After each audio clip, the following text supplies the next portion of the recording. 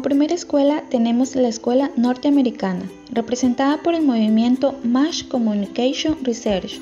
Promovió en primera instancia investigaciones basadas en el conductismo, en donde se defendía la idea de que los medios provocaban estímulos que provocaban respuestas en las personas. El propósito de esta línea de pensamiento era estudiar el fenómeno que tenían los mensajes sobre las masas y cómo controlar la opinión de las masas y aplicar los métodos de las ciencias experimentales que aplicaban los sociólogos norteamericanos.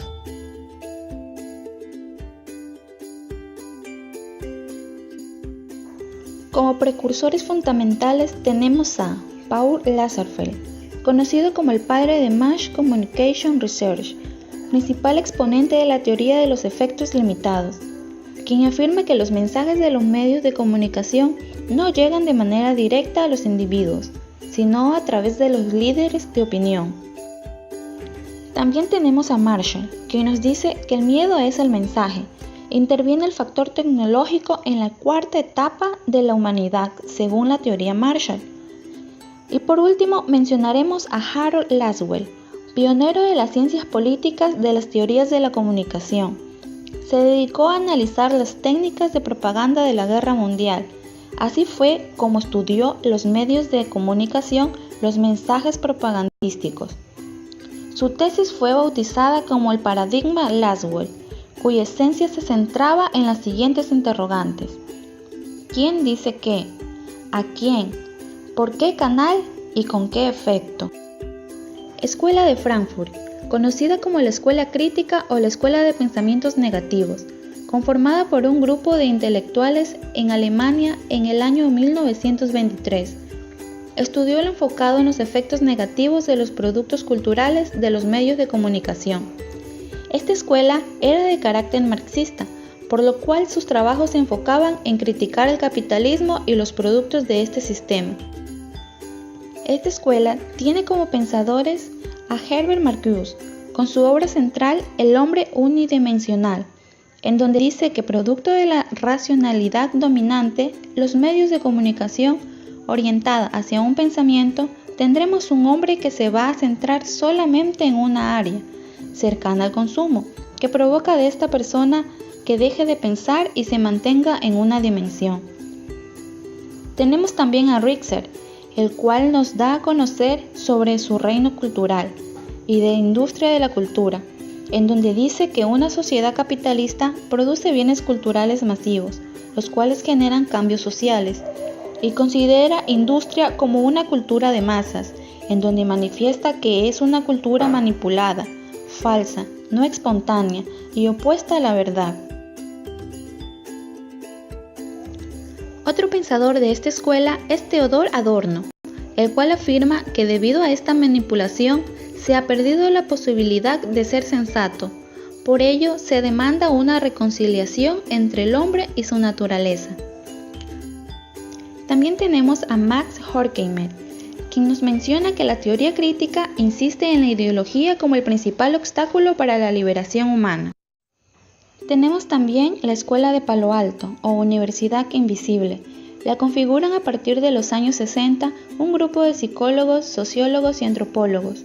Esta escuela considera que todo es comunicación y se centra en el estudio de lo microsocial, es decir, lo cotidiano.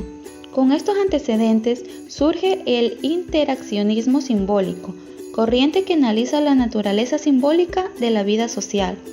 Considera además a la comunicación como la base de toda relación y se enfoca en la comunicación interpersonal. El interaccionismo simbólico nombra 3 premisas para entender a la comunicación. ¿Por qué no nos comportamos de la misma forma en todos los lugares? ¿Por qué no nos comportamos de la misma manera con todas las personas? ¿Cómo aprendimos a interactuar con las personas que nos rodean? Uno de los representantes del interaccionismo simbólico es Erwin Goffman, quien propuso en su texto La presentación de la persona en la vida cotidiana, en donde dice que la vida es una especie de gran escenario, en el que las personas están todo el tiempo interpretando papeles o ideas distintas. Tenemos también a Gregory Bateson, el cual decía que epistemología evolutiva era mente, pensamiento, espíritu y comunicación. Así como Eckhart Hall, quien afirma que cada individuo está sujeto a la dimensión que lo rodea. Por último, mencionaremos a Paul Watzlawick, quien aporta con sus 5 axiomas de interacción humana. Asegura que no se puede no comunicar. Para esta interacción humana debe existir un mensaje y comunicación. También ordenación de datos. Puede existir una comunicación verbal o no verbal, y la interacción simétrica o complementaria. La Escuela de Chicago surge en la década de 1920 como una corriente de psicología social contraria a los presupuestos dominantes en el conductismo mecanicista. Según la Escuela de Chicago, la comunicación no se simplifica en el esquema estímulo-respuesta, sino que es expresión, interpretación y respuesta. Cuando el proceso está mediado por las técnicas de comunicación masivas, los acontecimientos se convierten en otra cosa al ser publicados. Las noticias construyen la sociedad. La prensa se convierte en forma de integración y motor del cambio social. Y el cine produce efectos psicosociales provocando procesos de individualización, imitación y personificación. Robert Park, uno de los fundadores de la Escuela de Chicago, concibe la ciudad como un laboratorio social, donde resulta posible observar dinámicas de mestizaje, adaptación, conflicto e interacción grupal, de una forma pragmática y concreta, que no lograba la psicología conductista en sus laboratorios. Para la Escuela de Chicago, en cualquier caso, la psicología debe salir a la calle y aproximarse al individuo en el seno de su comunidad. Park y Burgess bautizan como ecología humana el estudio de las dinámicas de interacción entre los grupos sociales.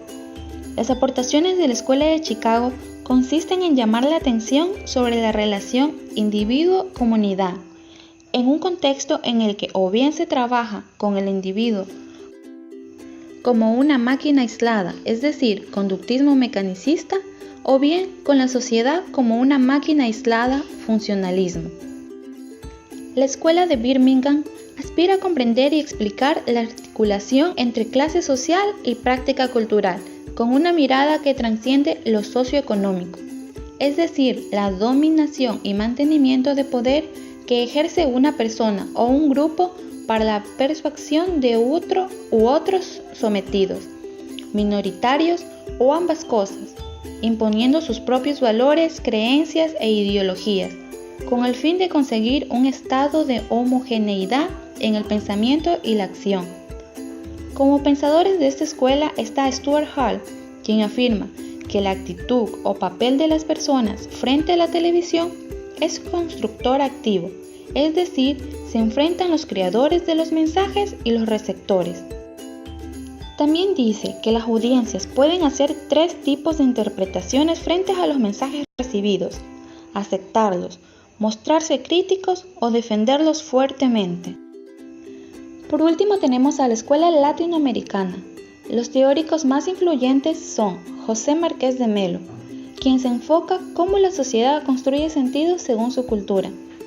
Néstor Canclini propone un análisis sobre la hibridación cultural y cómo los medios influyen en una cultura. Y por último tenemos a Ramiro Beltrán. Es reconocido por haber propuesto una democratización de la comunicación, donde la audiencia y los medios son partícipes en la construcción de contenidos. Podemos decir que esta escuela propone que la comunicación debe ayudar a la búsqueda de la identidad.